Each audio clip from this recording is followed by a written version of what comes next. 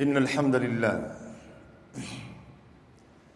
نحمده ونستعينه ونستهديه ونستغفره ونعوذ بالله من شرور أنفسنا ومن سيئات أعمالنا من يهده الله فلا مضل له ومن يضلل فلا هادي له وأشهد أن لا إله إلا الله وحده لا شريك له وأشهد أن محمدًا عبده ورسوله محمد صلى الله عليه وسلم الذي تركنا على المحجة البيضاء ليلها كنهارها لا يزيغ عنها إلا هالك وعلى آله وصحبه وسلم. أما بعد عباد الله، أوصي نفسي أولا وإياكم بتقوى الله. ومن يتق الله يجعل له مخرجا ويرزقه من حيث لا يحتسب. يقول سبحانه وتعالى في محكم تنزيله: أعوذ بالله من الشيطان الرجيم، يريد الله بكم اليسر ولا يريد بكم العسر.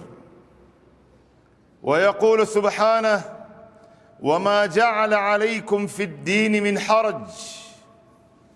ويقول سبحانه: فاتقوا الله ما استطعتم. ويقول سبحانه: لا يكلف الله نفسا إلا وسعها.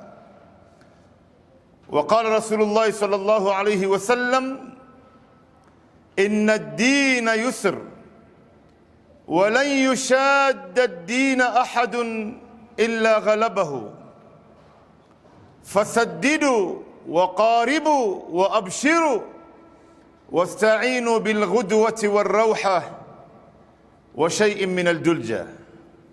رواه Muslim. Ndugu zangu Waislamu, na wahusieni kama ninavyohusia nafsi yangu kumwogopa Mwenyezi Mungu Subhanahu wa Ta'ala. Falaqad faza almuti'u almuttaqi wa khasira almudhnibu alshaqi wa halaka al'asi almu'tadi wattaqu yawman turja'una fihi ila Allah. Hakika amefaulu yule ambaye anayemtii Mola wake na akamcha Mola wake, na yumo ndani ya khasara yule ambaye anaendelea ndani ya madhambi. Wa khasira almudhnibu alshaqi, mpaka akawa ni mtu muovu ndani ya dhambi lake hili. Wa halaka al'asi almu'tadi, wa halaka al'asi almu'tadi, na kwa hakika ameangamia yule ambaye anaendelea kumaasi Mwenyezi Mungu wala hawachi. Miaka nenda miaka rudi, yeye yumo ndani ya maasi wala hajafikiria kuacha. Fattaqu yawman turja'una fihi ila Allah, basi ogopeni siku ambayo tutakaporejeshwa kwa Mwenyezi Mungu Subhanahu wa Ta'ala, na tutakwenda kuyaulizwa haya yote ambayo tumekuwa tukiyafanya hapa duniani. Hadithi ambayo ameipokea Imam Muslim kutoka kwa sahaba aljalil Handhala ibn Rabi' al-Asadi. Handhala huyu alikuwa ni mmoja katika waandishi wa wahi wa Bwana Mtume sallallahu alaihi wasallam. Mtume akateremshia wahi, mmoja katika watu ambao walikuwa wakiandika wahi ya Mtume ni Handhala ibn Rabi' al-Asadi. Siku moja Handhala ametoka nyumbani kwake, akakutana na Abubakar Siddiq. Abubakar Siddiq anamuuliza baada ya kumtolea salamu, anamuuliza Handhala, kaifa haluka ya Handhala, vipi hali yako Handhala? Handhala anamjibu Abubakar, anamwambia nafaqa Handhala, Handhala amekuwa mnafiki. Abubakar Siddiq anamuuliza Handhala, wa kaifa dhak ya Handhala, imefikaje huko mpaka ukawa wewe ni mtu mnafiki?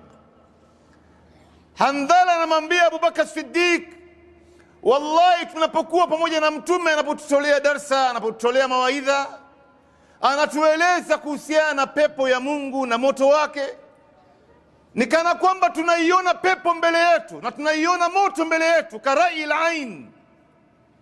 Alafu tunaporudi manyumbani mwetu tunakutana na familia zetu, watoto wetu, wake zetu, na shughuli za hapa na pale, inatusahaulisha yale yote ambayo ilikuwa Mtume ametueleza kule msikitini.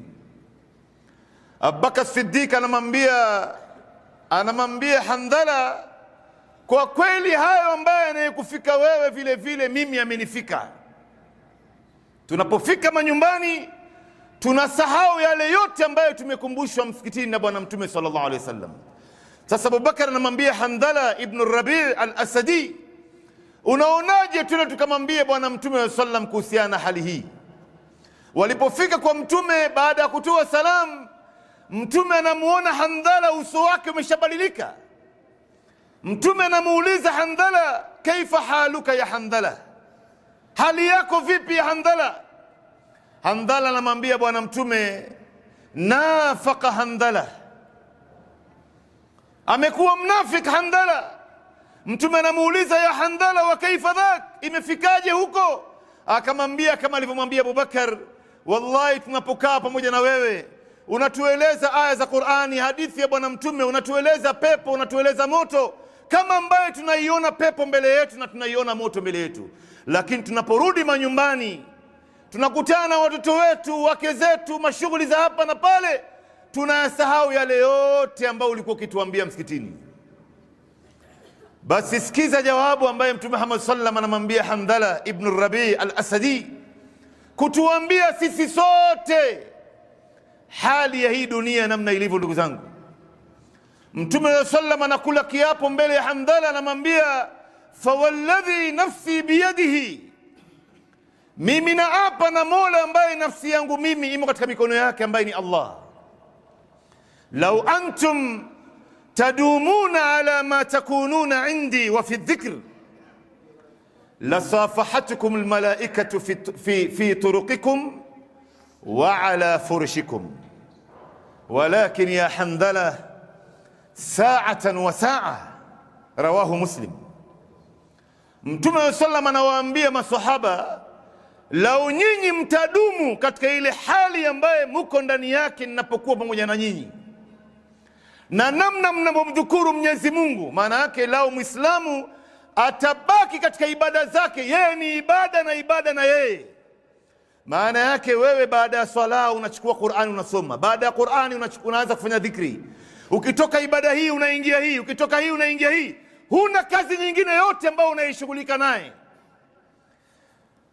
Mtume anakula kiapo, anasema, wallahi lau mtabaki katika hali hii, malaika watateremka katika ardhi hii na watawapeni mikono mabarabarani, na mkiwa mmekaa juu ya vitanda vyenu na makochi yenu. Malaika watateremka hapa kutupatia mikono sisi, lau tutadumu katika toa masaa 24. Hakuna nyingine ambayo tunayafanya isipokuwa ni ibada, ibada, ibada.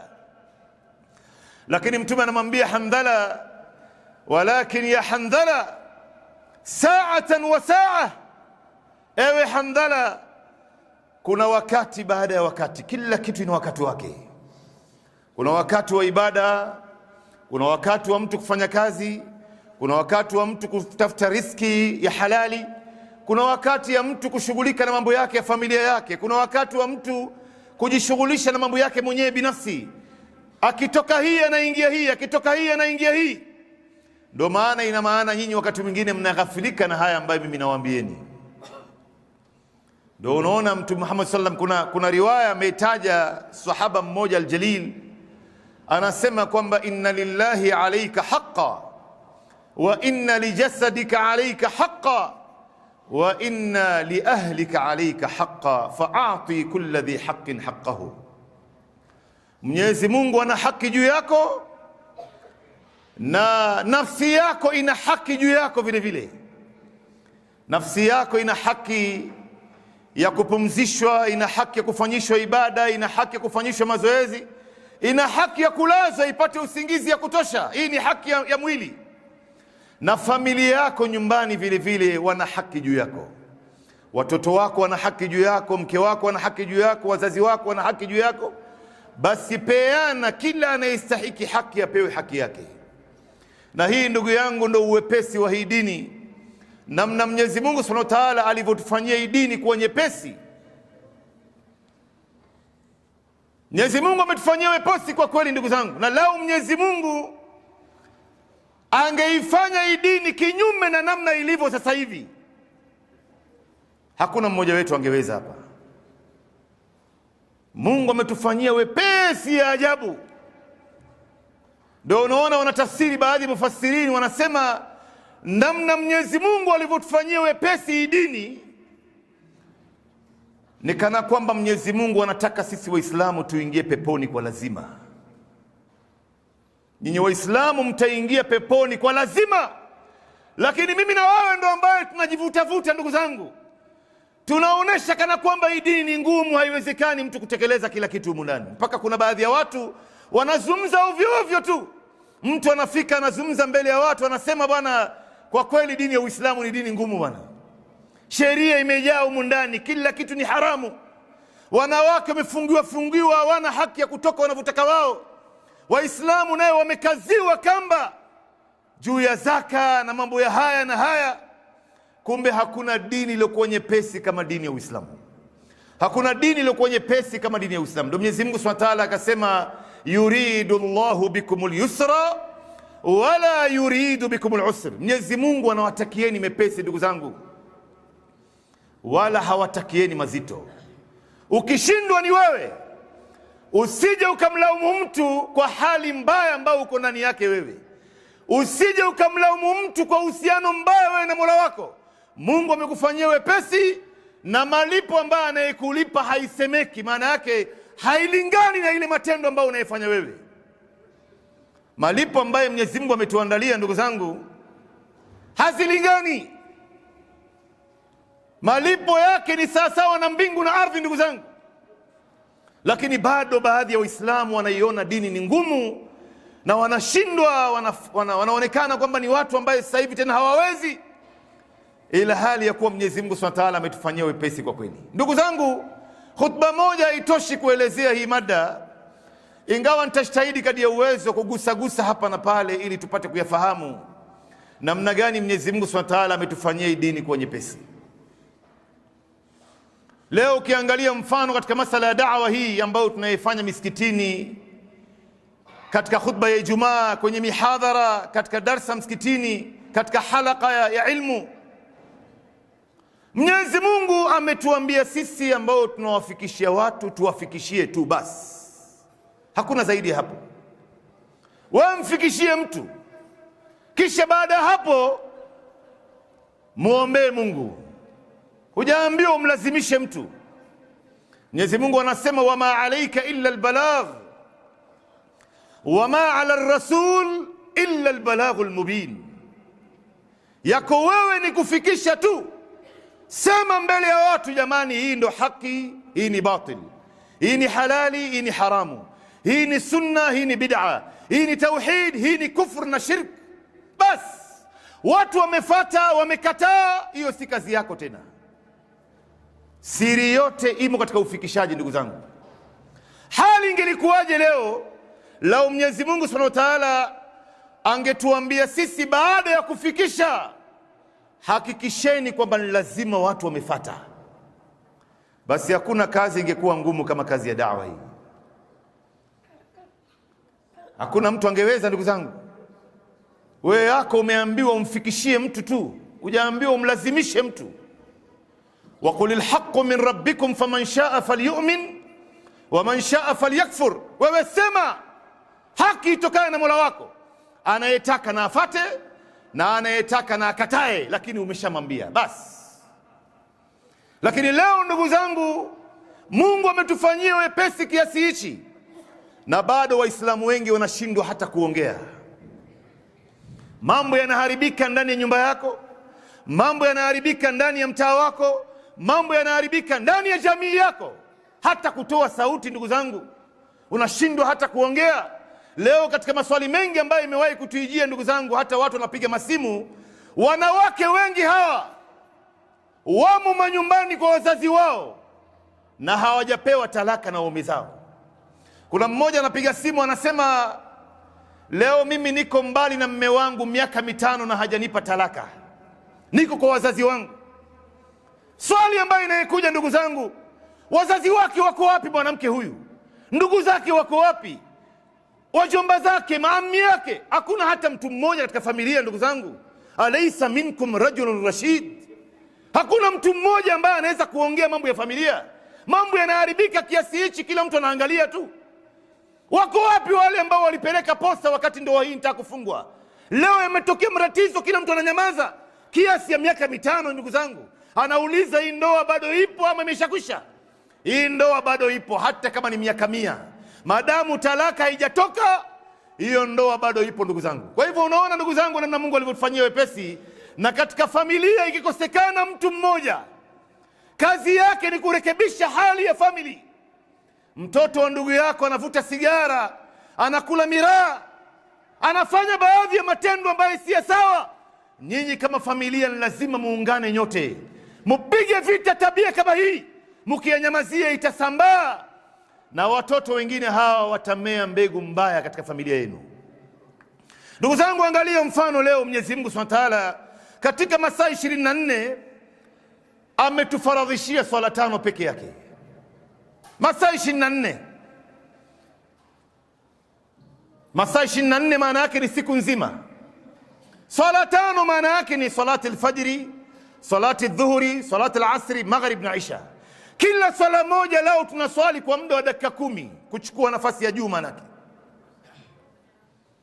Mara nyingi inakuwa dakika 7, lakini dakika 10 ina maana kwa swala 5 ni dakika 50.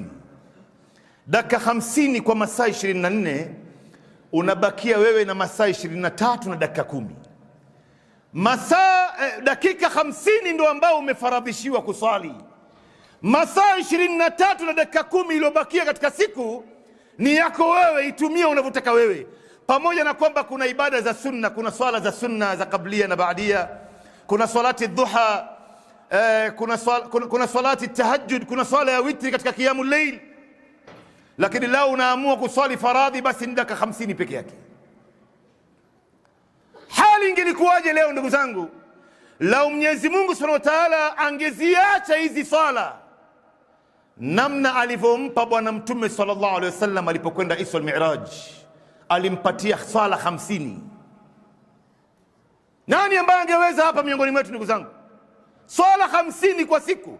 Kama sio hikma yake Mwenyezi Mungu kupitia kwa Nabii Musa, hii swala 50 ingebakia kwamba ni 50, hakuna mmoja wetu angeweza. Ndio Nabii Musa alayhi salam anamuuliza bwana Muhammad sallallahu alaihi wasallam, umma wako umefaradhishiwa nini? Akamwambia, umma wangu umefaradhishiwa swala 5, swala 50. Nabii Musa anamwambia Mtume Muhammad, faraji rabbak inna ummatak lan tutiq, rudi kwa Mola wako ukamuomba apunguze, kwa sababu umma wako haitoweza swala 50. Ndio Nabii Muhammad sallallahu alaihi wasallam kwa ufupi ndugu zangu akawa akirudi anapunguziwa 5, akirudi kwa Musa, Musa anamwambia rudi tena mpaka ikabakia 5. Ilipobaki 5, Nabii Musa alayhi salam akamwambia bwana Muhammad sallallahu alaihi wasallam, rudi tena, hata hii 5 hawatoweza. Nabii Muhammad sallallahu alaihi wasallam akamwambia Nabii Musa, kwa kweli mimi naona haya sasa hivi, siwezi tena kurudi. Ndio Mwenyezi Mungu Subhanahu wa Ta'ala akaiacha namna alivyoipangia, 5 fil amal wa 50 fil mizan la yubaddalu alqawlu ladayya. Maneno ya Mungu haibadilishwi, inabakia ile ile. Unaswali swala 5 unalipwa 50. Unajua lao ingelibakia hii swala 50 ndugu zangu, lao Mwenyezi Mungu asingeipunguza mpaka ikafika 5.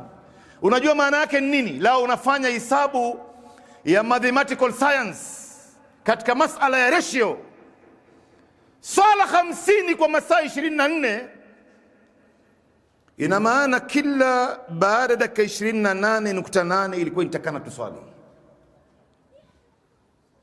kwa masaa 24, dakika 28.8. Haijalishi ni mchana wala ni usiku. Wewe unapanda juu ya kitanda kulala, hata hujaanza kupata usingizi unasikia adhana inaadhiniwa, inabidi tena utoke uende msikitini utawadhe uingie uswali, unarudi na nyumbani haujakaa sawa sawa tena adhana nyingine. na hivyo hivyo mchana unaingia kazini. Nani ambaye angeweza miongoni mwetu ndugu zangu? Hakuna mtu angeweza hapa.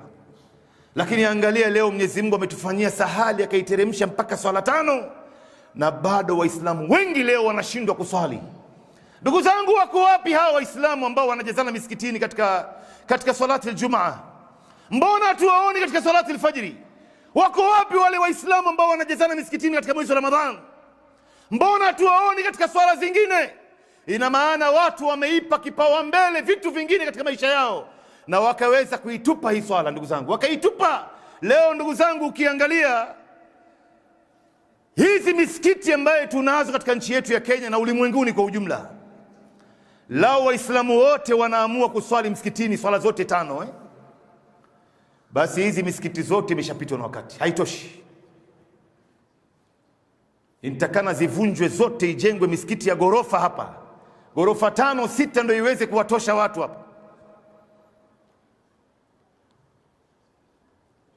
Ndugu zangu, Mwenyezi Mungu Subhanahu wa Ta'ala ametufanyia hii dini nyepesi. Wama ja'ala alaykum fi ddini min haraj. Mwenyezi Mungu hajawafanyia uzito katika dini. Mungu ametufanyia mambo wepesi, usiyafanye haya mambo kuwa nzito kwako wewe. Wewe angalia ndugu zangu, kwa sababu ya wakati, katika miezi 12 Mwenyezi Mungu Subhanahu wa Ta'ala ametufaradhishia mwezi mmoja wa Ramadhani. Mwezi mmoja ndio mmewajibika nyinyi kufunga. Miezi 11 iliyobakia ukitaka kula we kula. Lakini pamoja na kwamba kuna saumu za sunna ya Jumatatu na Alhamis, kuna saumu ya ayyamul bidh, kuna saumu ya Tasua na Ashura, kuna saumu ya Arafa. Hali ingelikuwaje leo lao Mwenyezi Mungu Subhanahu wa Ta'ala angefanya kinyume chake, kwamba miezi 11 ndio nyinyi mtakuwa mnafunga katika muda wa mwaka nzima, mwezi mmoja ndio mtapumzika ndani yake, mtakuwa mnakula. Nani angeweza hapa ndugu zangu? Hakuna mtu angeweza. Lakini watu Mwenyezi Mungu Subhanahu wa Ta'ala amewafanyia wepesi, na wao wenyewe wanaifanya mambo kwa mazito kwao, alafu baadaye wanakuja kulaumu dini kwamba dini ndio ambayo ina makosa, kumbe makosa ni yao wenyewe. Leo ukiangalia masala ya zaka ndugu zangu, Mungu namna alivyotusailishia zaka, anayewajibika kutoa zaka mwanzo ni mtu mwenye uwezo. Wewe ni maskini, huna uwezo, haulazimiki kutoa zaka, wewe ndio utakana upewe. Tena uwezo wenyewe kwa wale ambao wana uwezo ni lazima wafikishe ile kiwango ambayo sheria imeweka, ambaye katika sheria inaitwa an-nisab. Ufikishe nisab kwa zaka ya dhahabu ni gramu 87 ya dhahabu, ambaye kwa reti ya sasa hivi ni takriban shilingi 1,105,000 za Kenya kwenda juu. 1,105,000, 1,110,000, 2,000,000, 3,000,000 kwenda juu. Utatoa kwa mwaka mara moja 2.5%, 2.5%. Basi ikiwa wewe hujafikisha 1,105,000, labda sasa ufanye na mahesabu ya kutoa kwa fedha, na hii naye ina maelezo yake kwa urefu. Lakini wewe huna uwezo, wewe ndio unatakana kupewa, sio kutoa. Na kutoa ni kwa mwaka mara moja peke yake. Mfano wewe leo una shilingi 1,500,000 unataka kutoa zaka. Kwa mwaka ukipiga mahesabu ya shilingi 1,000,000 ya Kenya, zaka yake 2.5% ni shilingi 25,000 ya Kenya. 975,000 ni yako wewe, itumie unavyotaka wewe. Pamoja na kwamba kuna sadaka itakana utoe, itakana uangalie maisha ya watu hapa na pale, lakini kwa mwaka ndugu zangu. Na bado Waislamu wengi leo wanashindwa kutoa zaka. Waislamu wengi leo hawatoi, wengine hawatoi kabisa, na wale ambao wanaotoa hawatoi inavyotakana kutolewa. Kwa nini leo zaka inatolewa ndugu zangu, na bado inaonekana Waislamu wengi ni walalahoi, maskini wamejazana usiku na mchana, wanazidi kuongezeka tu? Ni kwa sababu zaka haijatolewa namna inavyotakana kutolewa. Hii zaka ambayo unaitoa wewe ndugu yangu ya shilingi 2,000, 3,000 unampatia mtu, hii ni chakula ya siku. Hii si zaka. Hii zaka maana yake una pesa nzito. labda una laki ya zaka au shilingi 50,000 ya zaka au zaidi kama hivyo, mpe mtu mmoja, mfungulie biashara, mnulie bodaboda, mfungulie Uber, mfungulie baadhi ya mambo ambaye yeye vile vile mwaka ujao apate kutoa zaka. Na hata kama hakutoa zaka, itakuwa umemtoa mtu katika umaskini wake. Na hii ndo malengo ya zaka, umpe mtu kitu, hata yeye vile vile inshallah mwaka ujao awe kama watu wengine. Leo katika research iliyofanywa na wanazuoni katika mji wa Mombasa peke yake, katika mwezi mmoja wa Ramadhani, zaka inayotolewa ndani ya Ramadhani katika mji wa Mombasa, Mombasa na vishirika vyake, sio chini ya bilioni 20 kwa mwezi mmoja wa Ramadhani peke yake. Lakini kwa nini leo zaka inatolewa kiasi ya pesa kama hichi, na hali ya watu inazidi kuwa mbaya tu? Kwa sababu watu hawatoi zaka inavyotakana kutolewa. Ndugu zangu, hii bahasha yako ya shilingi 200, 500, shilingi 3,000, 4,000, hii si zaka. Hii unampa mtu chakula cha siku, wiki. Baada ya hapo matatizo yanarudi pale pale. Ndugu zangu, Mwenyezi Mungu ametufanyia sahali kwa kweli. Asilimia 2.5 ni ndogo sana kwetu sisi kwa mwaka, hatukwambii kwa mwezi. Hali ingelikuwa kwa mwezi ingekuwaje? Wewe unajua hawa watu ambao wanajiita Uncle George, unamjua Uncle George ndugu yangu? Uncle George wanazuoni wanawataja, wanasema hawa ndo serikali za dunia ambayo inawachaji watu ushuru kila mwisho wa mwezi, kila mwisho wa mwezi. Na nchi zimetofautiana kulingana na namna inavyochukua ushuru kutoka kwa watu. Kuna nchi ambayo inachukua ushuru kwa mwezi kwa biashara ulioifanya wewe asilimia 25 kwa mwezi, wengine asilimia 18, wengine asilimia 20. Kama nchi yetu ya Kenya ni asilimia 26. Na bado kuna ushuru zingine ambazo zimeingizwa ndani yake, kama ushuru wa malipo ya uzeeni, ushuru wa matibabu na mengineo kama haya, yanaingizwa ndani ya ushuru ule kuwepo. Sasa ukija kuangalia kwa mwezi mtu wa kawaida analipa ngapi? Sio chini ya asilimia 25 kwa mwezi. Ina maana kwa mwaka mtu analipa asilimia 300 kwa biashara aliyofanya kwa muda wa mwezi. Na hii asilimia 300 ambayo watu wanachajiwa kwa mwaka nzima, kila mwezi asilimia 25, imeshindwa kuondoa matatizo ya ulimwengu. Duniani leo ukiangalia watu wanachajiwa ushuru, maisha inazidi kuwa ngumu, vitu vinapanda, hali haisemeki. Na kila wakiongeza ushuru wao, hali inazidi kuharibika, na wala hawajaona kwamba hii sio suluhisho. Mpaka mama mboga ambaye anayeuza mboga ya sukuma wiki anakanyagwa chini kwa chini huko. Lakini angalia hii asilimia 2.5, tarehe inaonesha kwamba imewahi kuondoa maskini katika ardhi kwa muda wa mwaka tu, kama ilivyokuja katika khilafa ya Umar ibn Abdul Aziz. Wakati wake zaka ilitolewa mpaka yule maskini aliyopewa zaka mwaka jana, mwaka huu na yeye vile vile anatafuta mtu wa kumpatia zaka yake na asimpate. Ikabidi ile pesa yote ichukuliwe itiwe katika Baitul Mal. Vijana ambaye hawajaoa wakaozwa kwa mripuko, na wale ambao wana mabiashara wakazidishiwa katika biashara zao. Imeondoa maskini katika ardhi. Leo angalia mfano, leo tunapata nafasi ndugu zangu, wakati ni ruhusu, ukiangalia kwa wale ambao wanaotoa zaka ya mifugo, zaka ya wanyama, wao ukiwa unamiliki mfano ngamia 4, hautoi zaka, wewe ndio unafaa kupewa. Lakini ukimiliki ngamia 5 mpaka 9, unatoa mbuzi mmoja kwa mwaka. Hatukwambii kwa mwezi, kwa mwaka. Ukimiliki ngamia 10 mpaka 15, unatoa mbuzi 2 kwa mwaka. Ngamia 15 mpaka 20, mbuzi 3. Ngamia 20 mpaka 25, mbuzi 4. Ngamia 25 mpaka 30, unatoa ngamia mmoja mwenye umri wa miaka 2 wa kike moja kwa mwaka. Ikiwa wewe leo mfano unamiliki mbuzi 40 mpaka mbuzi 120, unatoa mbuzi mmoja tu. Na bado watu wengi wanashindwa hapa ndugu zangu, wengi wengi wanashindwa. Mungu ametufanyia wepesi katika hali ya juu sana. Wewe angalia ndugu zangu, leo mfano katika ibada ya haji, hija tumefaradhishiwa sisi kwa watu wenye uwezo. Wewe huna uwezo, sio lazima wewe kwenda hija. Usije ukachukua mkopo ama ukajiingiza katika baadhi ya mizigo na wewe Mungu hajakupa uwezo, wacha. Ndio Mungu alivyokadiria. Mwenyezi Mungu anasema liman istataa ilayhi sabila, kwa yule mwenye uwezo basi afunge safari aende akahirimie katika mji wa Makka. Na uwezo ambao unaikusudiwa hapa ni uwezo wa mali na uwezo wa nguvu za mwili na afya.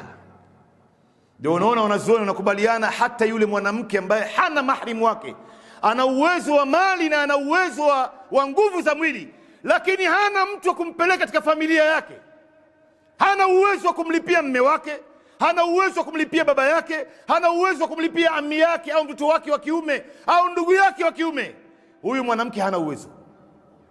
Huyu hana uwezo, asiende anajiingiza kwenye mlango wa fitna. Mwanamke mwenzako hawezi kuwa maharimu wako. Leo wengi wa watu wanapitisha baadhi ya fatwa kwa sababu ya masalihi yao ya dunia, wala hawajali mambo haya.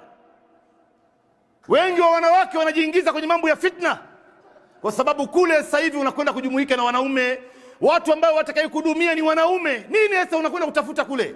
Na Mungu ameshakustahilishia kiasi hichi. Ndugu zangu Waislamu, hali ingelikuwaje lao ibada ya haji hii ambao Mwenyezi Mungu ametufaradhishia wale ambao wana uwezo kwa umri mara moja, kwa umri mara moja. Ukitaka kuongeza mara ya pili ya tatu hujakatazwa hiyo, lakini mara moja inakutosha wewe. Ndio Mtume sallam alipowafaradhishia maswahaba ibada ya haji aliwaambia, inna Allaha qad farada alaykumul hajja fahujju, Mwenyezi Mungu amewafaradhishieni ibada ya hija, nendeni mkahiji. Sahaba mmoja anamuuliza Mtume, akullu amin ya Rasulullah, kila mwaka twende hija? Mtume akanyamaza. Huyu bwana akauliza mara ya pili, Mtume akanyamaza. Mara ya tatu Mtume akamwambia, law qultu na'am la wajabat wala mastata'tum, lao ningelisema ndio ingewajibika nyinyi kwenda hija kila mwaka wala msingeweza. Ni tajiri gani ambaye angeweza kwenda hija kila mwaka? Ndugu zangu, ni tajiri gani? Usimuone mtu anakwenda kufanya ibada ya haji ukafikiri kwamba huyu yumo ndani ya starehe. Hakuna ibada katika nguzo za Uislamu iliyokuwa ngumu kama ibada ya haji. Ndugu Waislamu, hasatan kila mwaka ukielekea na ikiendelea, hali inazidi kuwa ngumu tu, sio rahisi. Ile mkusanyiko ya watu, kama mwaka jana serikali ya Saudi Arabia imetangaza watu waliohudhuria katika ibada ya haji ni watu 4,000,000 mwaka jana, 4,000,000 wote katika sehemu moja, na hasatan siku ya Arafa na siku ya kwenda Jamarat. Hakuna siku ngumu kama hiyo, hauwezi hivi hivi. Leo wangapi katika Waislamu ambao Mwenyezi Mungu Subhanahu wa Ta'ala amewapa uwezo wa mali na afya na mpaka leo hawajaenda kufanya ibada ya haji? Mtu anafikiria dunia yake tu, anafunga safari, anakwenda China mara 20 kwa mwaka, anakwenda katika nchi ya Dubai mara 20 kwa mwaka, anakwenda Thailand mara 15, 20, 30, lakini hana mawazo kwamba mimi sasa hivi nafaa kutekeleza ibada yangu ya hija. Mtu anaikimbiza dunia kiasi hichi ndugu zangu, na Mungu amempa uwezo na mpaka leo hajaona hii nafasi inakuja mbele yake. Wallahi wakati mwingine inaweza ikamponyoka mtu na asipate fursa kama hiyo. Wewe unangoja nini jamani? Hii dunia hauimiliki wewe bwana. Leo wangapi ambao wanamiliki baadhi ya manyumba, tena maploti hasa? Kuna mmoja anaishi katika mitaa ya mabanda hapa, aliwahi kurithi ploti 4 kwa wazazi wake. Leo ni miaka 8 imepita, hajawahi kwenda kufanya ibada ya haji. Unamuuliza na kuambia, mtakwendaje kufanya ibada ya hija na hizi ploti yataka kusimamiwa jamani, yataka repair, wateja wanachelewa kulipa. Unamuuliza, hii ploti moja ukiuza wewe utapata pesa ngapi? Anasema kwa bei ya soko sasa hivi ni shilingi milioni 60 ya Kenya. Sasa kwa nini usiuze ploti moja ukabakia na ploti 3? Hii milioni 60 wewe na familia yako mkaenda kufanya ibada ya haji, mengine ukarudi ukaboresha maisha yako na watoto wako na familia yako, na ukafanya repair ya nyumba. Wale wazee ambao walijenga hii nyumba waliziacha, walonunua kwao wakaziacha, walorithi kwao wameziacha, wazee wako waliziacha. Wewe leo ndio unafikiri utaishi milele hapo? Hauwezi. Leo tumemkuta kijana mmoja katika mtaa hapa wa Juja Road, anaendesha gari ya Prado milioni 5. Gharama yake ukipeleka ndani ya soko ni shilingi milioni 5 ya Kenya. Unamuuliza ushawahi kwenda kufanya ibada ya haji? Anakuambia nitakwenda vipi, bado na hustle bwana, mimi ni hasla. Kwa nini usiuze gari ya milioni 5 ukanunua gari ya milioni 2, milioni 3, wewe na familia yako mkaenda kufanya ibada ya haji? Hii gari mengine tunaingia ndani yake, ndugu zangu, yanatustahilishia kwenye maisha yetu, lakini mengine haya ni majeneza. Wewe unaingia ndani ya jeneza, wewe mwenyewe una habari. Sasa kwa nini usiitumie nafasi ulionaye kujenga uhusiano wako na Mungu wako na kuijenga akhira yako? Wewe leo unajenga dunia, unaisahau akhira. Na hii dunia utaacha kila kitu hapa, hakuna hata moja ambao utakayeenda naye, hata ndururu utaondoka naye, ndugu yangu. Ndio pale Mtume sallam katika hadithi aliyopokea Abu Huraira katika Sahih Muslim, Mtume sallam anasema inna ad-dina yusr wa lan yushadda ad-din ahadun illa ghalabahu. Mtume sallam anasema hakika hii dini ni nyepesi kwa kweli, na hatoifanya mtu hii dini kuwa ngumu isipokuwa itamshinda. Lakini nabakia na dakika 5 hapa, ndugu zangu, acha nimalizie kwa nukta moja muhimu sana katika hii hadithi. Mtume sallam anasema fasaddidu wa qaribu wa abshiru. Mtume baada ya kutueleza kwamba hii dini ni nyepesi, akatoa nasaha 3. Nataka mnisikize kwa makini sana. Nasaha ya kwanza, fasaddidu. Fasaddidu maana yake lenga ndipo, zifanye hizi ibada namna inavyotakana kufanywa. Mungu amekufanyia wepesi katika swala yako, katika saumu yako, katika sadaka yako, katika Qur'ani yako, basi zifanye inavyotakana kufanywa. Ndio pale Mtume sallam anasema inna Allaha yuhibbu an yara abdahu idha amila amalan an yutqina. Mwenyezi Mungu anapenda kumuona mja wake anapofanya matendo aina yote ile, anafanya inavyotakana kufanywa.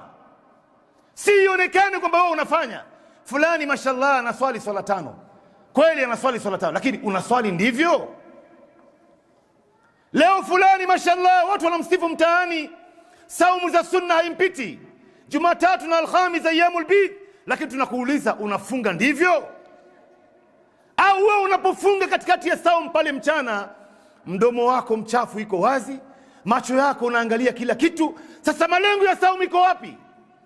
Tuifanye inavyotakana kufanywa. Wewe mwanamke, wewe unavaa hijab, watu wanasema fulani amevaa hijab, lakini umevaa hijab ya kisheria? Mungu amearidhia? Hivi ndivyo ndo Mtume Muhammad sallallahu alaihi wasallam alivyotufundisha na kuwafundisha wanawake kama sahaba. Wewe unavovaa umevaa ndivyo? Wewe leo unatoa zaka, hii zaka unaitoa inavyotakana kutolewa? Ndugu zangu, fasaddidu, tuifanye ibada namna inavyotakana kufanywa. Isionekane kwamba fulani anafanya matendo fulani, amekwenda haji, hija yenyewe umeifanya ndivyo? Wengi wa watu wanakwenda kufanya ibada ya hija, wakirudi tabia zao zinazidi kuwa mbovu, kwa sababu hawakufanya inavyotakana kufanywa, hawakutekeleza masharti yake, nguzo zake, ahkam zake. Matokeo yake sasa inampiga katika ukuta, inamrudia yeye mwenyewe. Fasaddidu wa qaribu. Hapa waqaribu wanatafsiri mufassirin, wanasema ina tafsiri mbili. Tafsiri ya kwanza, waqaribu, kuweni karibu na ibada zote, ndugu zangu, ambao Mwenyezi Mungu Subhanahu wa Ta'ala ametujalia katika ardhi hii. Kuwa karibu, usiwe mbali. Waqaribu, tafsiri ya pili, kuwa karibu na watu wema, usikae mbali na watu wema. Ndugu zangu, hawa watu wema ndio ambao watakukumbusha yale ambayo ni yaheri. Hawa ndio ambao watakuelekeza mpaka ndani ya pepo ya Mungu. Usikae mbali na watu kama hawa.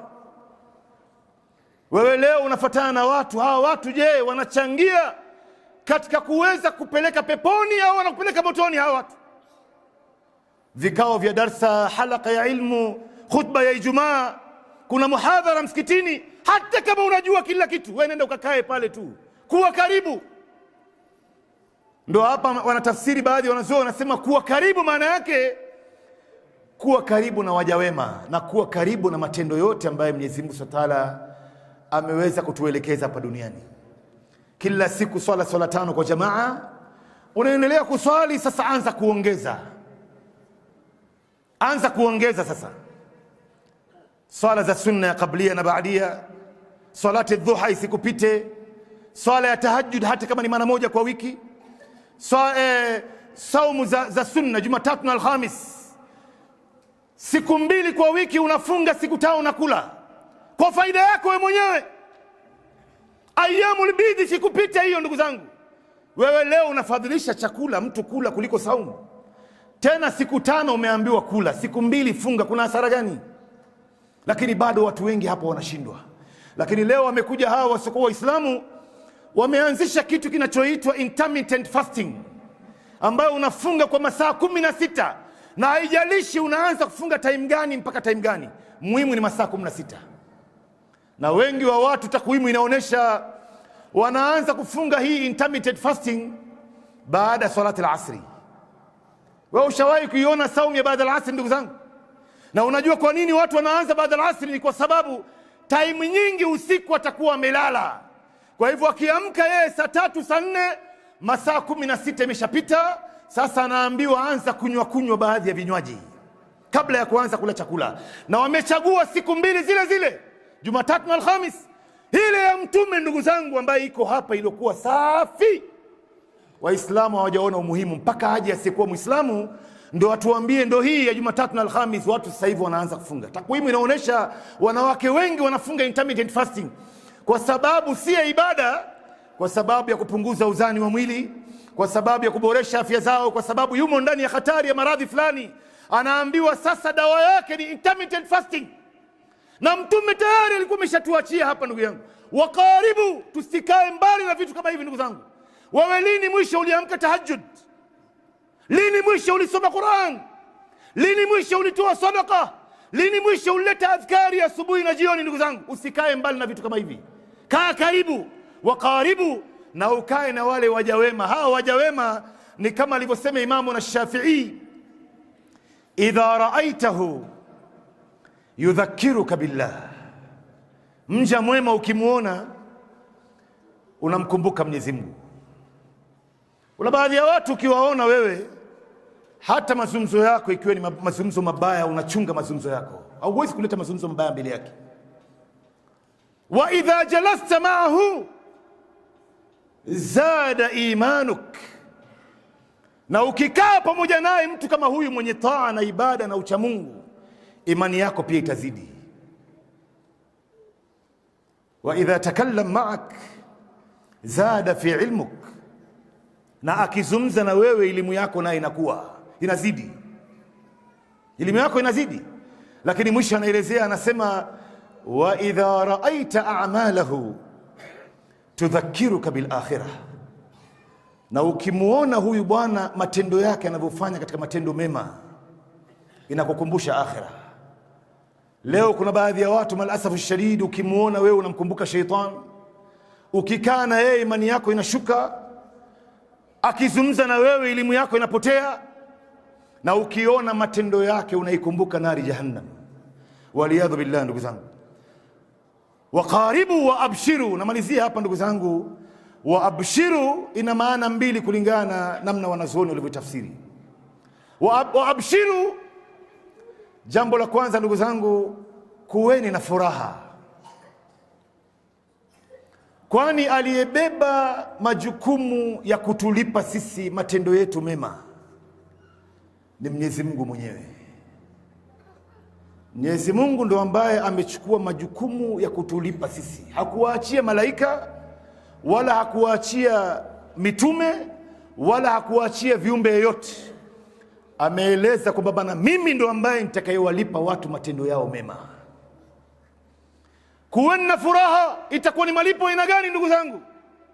Baada ya matendo yote mema haya, baada ya Ramadhani zote, baada ya hija, baada ya swala zote, baada ya zaka zote, baada ya sadaka zote, na Qur'ani yote, na kuwatendea wema wazazi wote, itakuwa ni malipo aina gani hii? Ikiwa leo mimi na wewe tunazozimiliki ndani ya dunia hii, Mwenyezi Mungu ametupa bila kufanya chochote.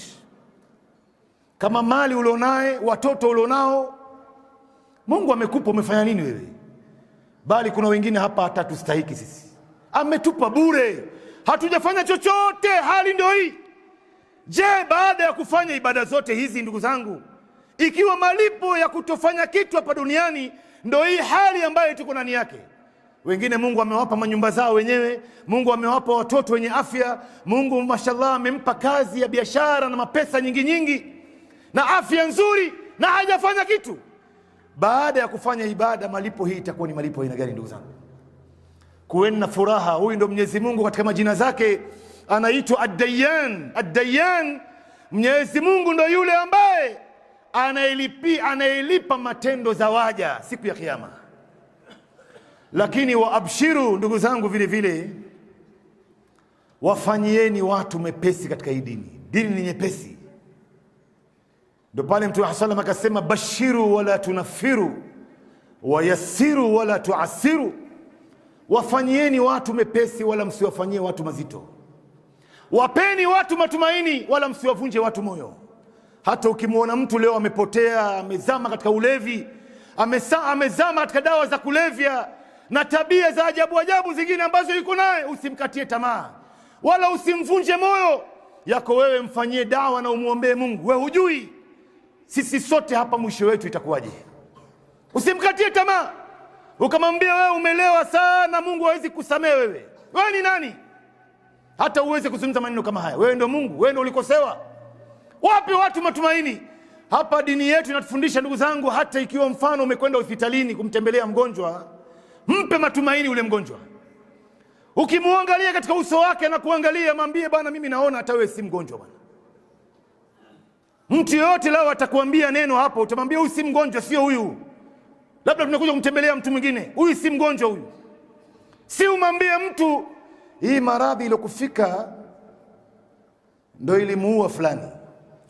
Wala haula wala quwwata illa billah. Leo dini yetu inatufundisha, ndugu zangu, tuwafanyie watu mepesi katika maisha yao. Hata leo mfano walimu wa madrasa wanavyoishi na watoto madrasa, wawafanye wale watoto waweze kuipenda ile madrasa. Si leo mwalimu unawakazia watoto kupita kiasi mpaka wanaichukia madrasa. Sasa toka asubuhi saa 2 mpaka saa 10 mtoto ameshikishwa masikio, anahifadhi tu, atachoka huyu. Kuna time mtoto anatakana kwenda kucheza, kuna time anatakana kwenda kula, aingiliane na marafiki zake. Wafanyeni wepesi watu, msiwafanye wazito. Leo kuna baadhi ya walimu madrasa, malasafu shadid, kama mnavyoona katika mitandao, mwalimu anamchapa mtoto kipigo cha mbwa. Hujakatazwa kumpiga mtoto, lakini kipigo cha mbwa. Kama mwaka 3-4 iliyopita, kuna mmoja aliwahi kumpiga mtoto madrasa hapa Nairobi mpaka akamuua, ikawa ni sababu ya kufa kwake, na mpaka sasa hivi mwalimu hajulikani yuko wapi. Tuwafanyie wepesi watu, ndugu zangu. Wewe leo mfano, ndugu yangu, unaye wafanyikazi ambao wanakuhudumia wewe ndani ya nyumba yako, kazini kwako, tuwafanyie sahali hawa wafanyikazi. Usimkazie kupita kiasi. Leo malasafu shadid, ndugu zangu, sisi wengi wetu hapa Uislamu tunapoingia ndani ya manyumba zetu kwa wafanyikazi wetu, tunaiacha nje ya mlango huko. Unamuonesha bwana, ile mshahara ninayekupa nitahakikisha kwamba yote nimeifanyia kazi. Hana huruma na mfanyikazi, anamfanyisha kazi toka asubuhi mpaka saa 12, ambapo hakuna mtu anaweza kufanya kazi kama hiyo. Bali na ile mshahara ambao tunawalipa hailingani na ile kazi ambao wanatufanyia hawa, na bado watu hawana shukrani. Watu hawana shukrani, ndugu zangu. Tunawakazia kamba kupita kiasi, mpaka wengine anakuambia bwana, aliona chupa kwenye dirisha, tajiri yake anamwambia chukua hiyo, anamwambia mimi nitakwenda kubebea mafuta taa, anamwambia chukua, nitakata kwenye mshahara. Mwisho wa mwezi akiangalia mshahara wake imekatwa shilingi 500. Nini? Chupa iliyokuwa kwenye dirisha. Wakati mwingine msahilishie huyu chakula unachokula, vile vile ale hiyo chakula ambao unaikula wewe. Akitaka kutufanyia mabaya anaweza huyu. Vipi ataikubali Uislamu ikiwa mwenyewe ukumuonesha Uislamu? Tunawakazia kamba kupita kiasi, ndugu zangu. Leo wakati mwingine mwambie kesho usije mtu wangu wa kazi bwana, umefanya kazi siku nyingi bwana, pumzika kesho. Wakati mwingine mpe tip, amefanya kazi kupita kiasi, mpe, muongezee katika mshahara wake ikiwa uwezo upo. Ndio pale Mtume anasema wapatieni wafanyikazi wenu mshahara wao kabla jasho yao haijakauka bado, tuwapatie mishahara yao. Na ndugu zangu, namalizia leo, katika baadhi ya misikiti vile vile maimamu wa msikiti intakana wafanyie wepesi maamuma, hasatan wakati wa kuswalisha, wakati wa khutba kama hizi. Kuna baadhi misikiti malasaf khutba inaanza saa 7 mpaka saa 8 mchana, na watu wanataka kwenda makazini, wengine wana mambo yao ya kufanya. Labda kama kuna dharura ya msingi, kuna jambo muhimu nitakana kuelezwa, masala mengine, lakini tusiwakoseshe wala kuwafanyia watu mazito katika dini hii. Leo baadhi ya maimamu wameshahifadhi Qur'ani malasaf katika baadhi ya misikiti. Kwa kweli wanatakana kufundishwa kazi ya uimamu. Yeye anajua tu zile sura ndefu ndefu ndani ya Qur'an, hizi sura fupi fupi ndani ya juzu amma, hizi ni wale watu ambao hawajahifadhi. Hakuna siku utamsikia akisoma hizo sura. Lakini muangalie Bwana Mtume sallam alipokuwa anasikia watoto wanalia msikitini, anafupisha sala, anasoma kul wallahu katika swala za jaharia. Hata kuna wakati katika salati alfajiri amewahi kusoma kul ya ayyuhal kafirun. Akisikia kuna mvua inataka kunyesha, anafupisha swala. Leo kuna baadhi ya maimamu malasaf wanatoa swala ndefu, anafikiri kwamba ndio sifa hiyo, sura ndefu. Na hapa nyuma kuna wazee, kuna watoto wadogo, kuna wengine wagonjwa, kuna wenye haja zao, kuna wengine ambaye hali zao mbaya. Paka kuna baadhi misikiti waliyadhu billah, mtu anaswali mpaka anaenda bendi hivi, anakaa bendi hivi. Hii imekatazwa ndugu yangu. Mtume sallam anasema idha amma ahadukum binnas falyukhaffif fa inna fihim ad-da'if was-saghir wal-marid wal-kabir wa dhal haja. Anapowaswalisha watu, mmoja wenu akawa ndio imamu hapa, afanye takhfif katika hii umma, kwani nyuma yake kuna wagonjwa, kuna watu wazima, kuna madhaifu, kuna watoto wadogo, kuna watu ambao wana haja zao. Lakini wewe unaposwali peke yako, refusha unavyotaka, hasa katika mwezi wa Ramadhani. Ndugu zangu, katika swala za tarawih, misikiti nyingi hapa zinawakazia maamuma. Baadhi ya misikiti, komiti ya msikiti inatoa mwongozo wa msikiti, sheria za msikiti, na wao wenyewe hawaswali katika msikiti huo. Komiti yenyewe iswali hapa. Kuna misikiti malasafu shadid ndugu zangu, katika mwezi wa Ramadhani tarawih inaanza saa 2:30 mpaka saa 5 usiku. Kuna wengine wanaanza saa 3 kasorobo mpaka saa 5 kasorobo. Hata swala ikimalizika, Muislamu anamwambia mwenzake, hapa kesho mimi sirudi hapa, anakwenda kutafuta msikiti mwingine. Sasa tuwafanyie watu mepesi ndugu zangu, tusiwafanyie uzito. Hii dini ni nyepesi, dini ni nyepesi, tusiyafanye mambo kwa mazito. Fasaddidu wa qaribu wa abshiru wasta'inu bilghudwati warrawha wa shay'in min aljulja. aqulu qawli hadha fastaghfirullaha li wa lakum wa lisa'il muslimina min kulli dhanbin fastaghfiruhu innahu al-ghafurur rahim wa huwa al-barrul karim. innal hamdalillah nahmaduhu wa nasta'inuhu wa nastahdihi wa nastaghfiruh wa na'udhu billahi min shururi anfusina wa min sayyiati a'malina. من يهده الله فلا مضل له ومن يضلل فلا هادي له واشهد ان لا اله الا الله وحده لا شريك له واشهد ان محمدا عبده ورسوله وعلى اله وصحبه وسلم. اما بعد، عباد الله، اوصي نفسي اولا واياكم بتقوى الله. ومن يتق الله يجعل له مخرجا ويرزقه من حيث لا يحتسب. يقول سبحانه وتعالى في محكم تنزيله: يريد الله بكم اليسر ولا يريد بكم العسر. ويقول سبحانه: وما جعل عليكم في الدين من حرج. ويقول سبحانه: فاتقوا الله ما استطعتم. ويقول سبحانه: لا يكلف الله نفسا إلا وسعها. وعن أبي هريرة رضي الله عنه عن رسول الله صلى الله عليه وسلم قال: إن الدين يسر ولن يشاد الدين أحد إلا غلبه فسددوا وقاربوا وأبشروا واستعينوا بالغدوة والروحة وشيء من الدلجة. إن الله وملائكته يصلون على النبي يا أيها الذين آمنوا صلوا عليه وسلموا تسليما. وأرض اللهم عن الخلفاء الراشدين الهداة المهديين أبو بكر وعمر وعثمان وعلي وعن صحابة أجمعين وعنا معهم برحمتك يا أرحم الراحمين. اللهم آت نفوسنا تقواها وزكيها أنت خير من زكاها، أنت وليها ومولاها، فنعم المولى ويا نعم النصير. غفرانك ربنا وإليك المصير، ولا حول ولا قوة إلا بالله العلي العظيم. اللهم انصر إخواننا المستضعفين في كل مكان، اللهم انصر إخواننا المستضعفين في كل مكان، وخاصة فلسطين. اللهم انصرهم نصرا مؤزرا، اللهم كن لهم ولا تكن عليهم، اللهم وحد صفوفهم، اللهم اجمع كلمتهم، اللهم حبب إليهم الإيمان وزينه في قلوبهم، وكره إليهم الكفر والفسوق والعصيان. لا نحصي ثناء عليك أنت يا رب كما أثنيت على نفسك. اللهم عليك باليهود وعوانهم والشيوعيين وشياعهم، اقتلهم بددا ولا تغادر منهم أحدا، وأرنا فيهم عجائب قدرتك إنك على كل شيء قدير. ربنا آتنا في الدنيا حسنة وفي الآخرة حسنة وقنا عذاب النار. قوموا إلى صلاتكم يرحمكم الله.